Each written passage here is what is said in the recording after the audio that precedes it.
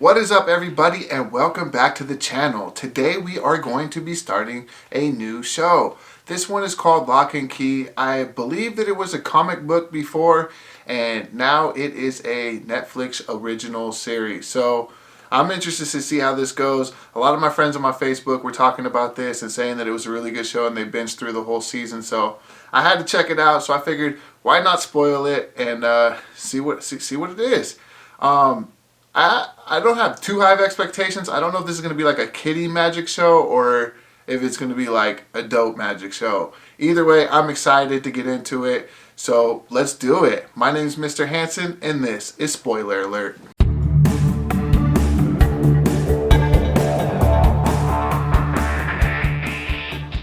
This show started off showing us a man receiving a phone call that I believe must have been bad news, judging by the man's movement.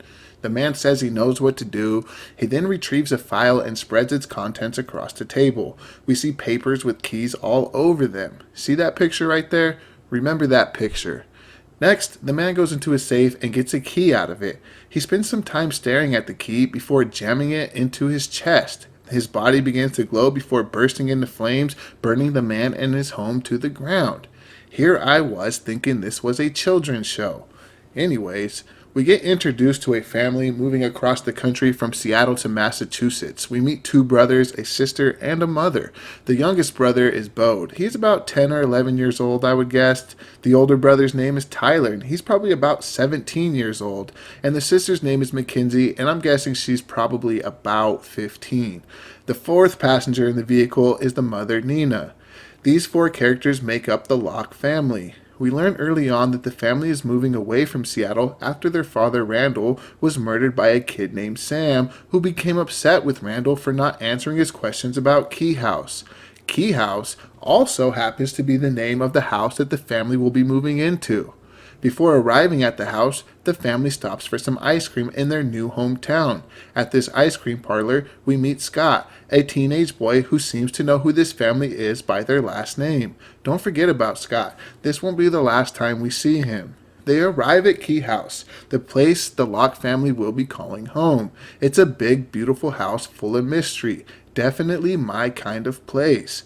The home has been in the Randall family for many generations. We know that Randall and his brother have had bad memories of the place and wanted nothing to do with the house, but we don't get much details about why that is. We just know that this is where Nina has decided was the best place for a fresh start. All right, so we are off and running. We have a family who just went through a tragic loss, and now they're moving to get a fresh start. Pretty crazy, though, that kid had questions about Key House, and that's the name of the house that they're moving into. So that should provide for a pretty interesting storyline developing here, and I can't wait to get into it. If first impressions, I'd say the little kid probably seems kind of annoying. Mackenzie kind of seems like she's a bit of a pity party. And Tyler just seems like whatever. I don't know. He's pretty quiet and hasn't really shown us anything about himself. But hey, it seems pretty good so far. A little supernatural there in the beginning, but so far everything else seems pretty normal, and we'll have to see where this one goes. Let's keep going. Adjusting to this new life in a new city and in a new home is tough for the Locke family, especially after just losing their father. Despite this, though, life does go on, and the family works to get the house into a living condition. While cleaning up the house, Nina comes across an old box of Randall's stuff. She shows Mackenzie an old picture of her father, and that's right, it's the same picture I told you to remember from earlier. I'm not exactly sure what it means, but I think it's safe to say that the man in the beginning and Randall are definitely connected in some way.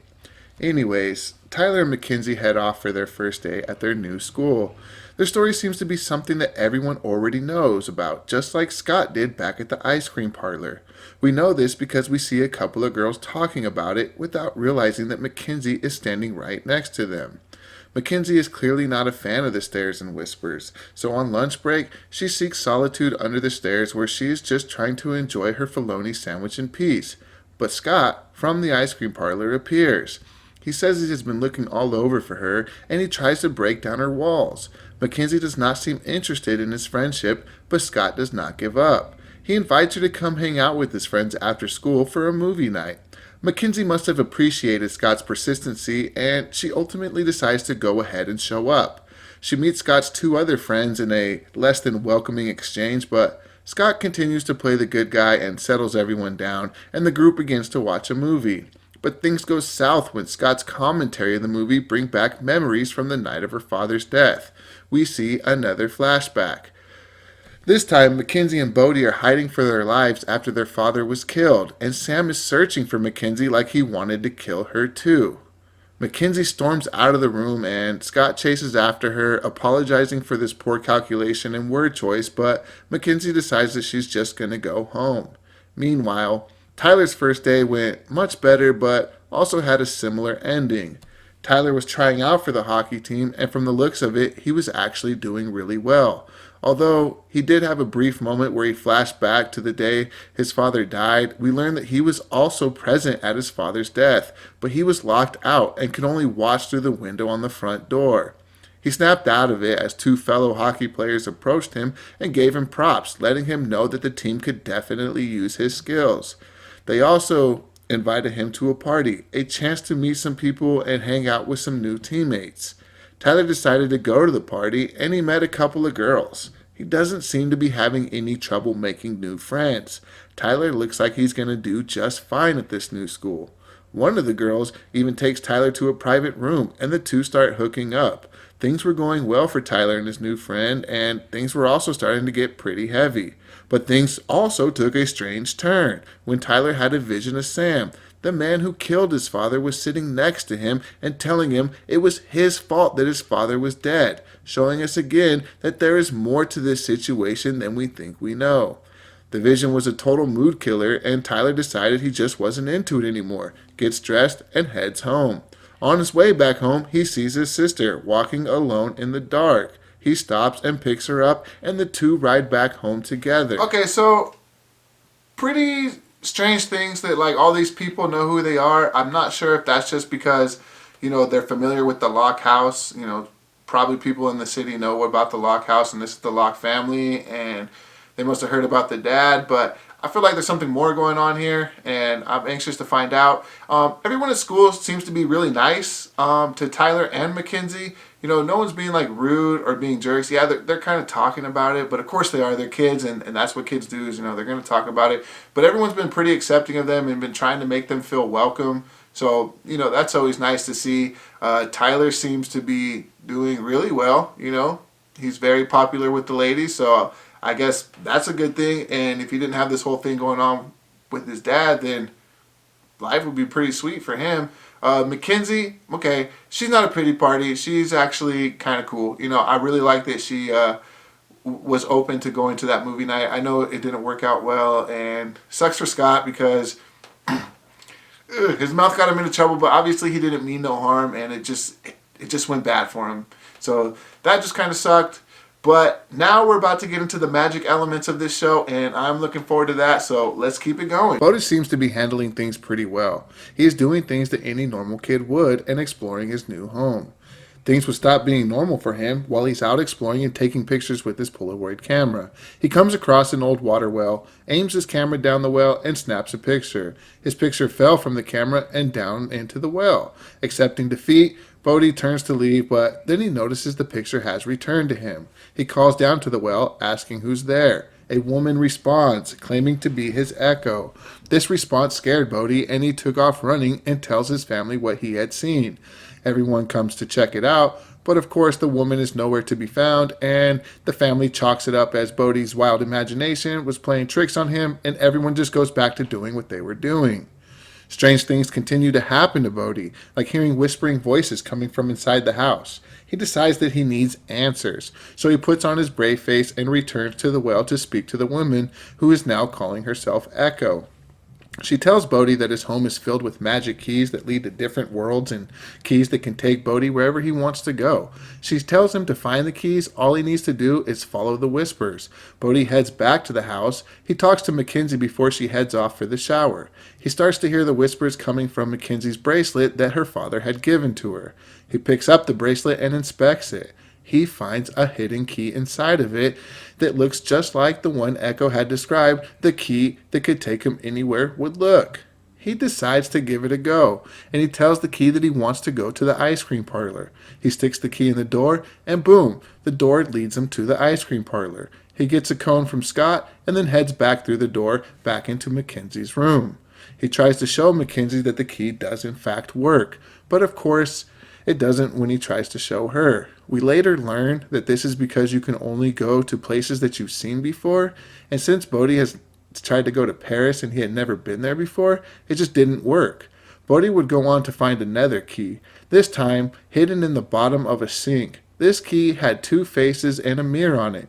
Quickly, he returns to Echo to ask her what this key does. Echo tells him that this key will grant him his greatest wish and allow him to speak to his dead father. She makes a point to tell Bodhi that he should also show his mother this key, as she's sure that she would also like to see Randall again. Bodhi rushes back to the door and sticks the key in. On the door was a mirror, and in the mirror was Bodhi's reflection, telling Bodhi to come through the mirror. Bodhi sticks his hand through, but then he thinks better of it and pulls his hand out. He calls his mother to come and check it out, and she sees the same thing that Bodhi does. Finally. She can't resist though, and she fully goes through the mirror and gets trapped in some weird mirror maze thing. Bodhi can hear her screaming for help, but does not know what he can do. He rushes down to Echo for help, and Echo tells him she will help, but he needs to give her the key that can lead you anywhere. Without even thinking twice about it, Bodhi hands the key over. Turns out, Echo had lied to Bodhi so she could trap his mother in this maze of mirrors, although we still don't know why. Echo tries to take the key that leads anywhere and disappears through a door, leaving Bodhi standing there alone. Bodhi tries to chase after her, but she is gone. He grabs a long rope and heads back to the house. When he gets there, Mackenzie and Tyler arrive. Bodhi explains what's going on, and they all rush up to help their mother.